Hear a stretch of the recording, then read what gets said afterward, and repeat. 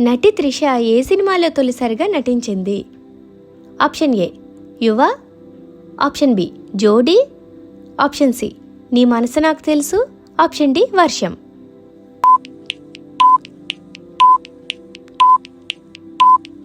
జోడీ.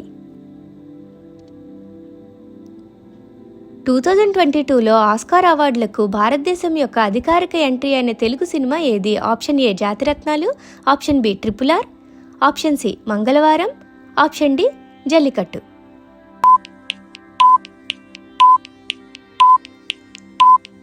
RRR. నటకిరీటి అని పిలువబడే తెలుగు ప్రముఖ నటుడు ఎవరు?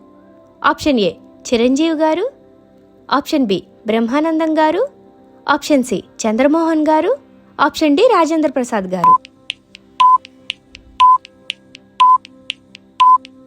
రాజేంద్ర ప్రసాద్ గారు. ప్లీజ్ సబ్స్క్రైబ్ చేసుకోండి.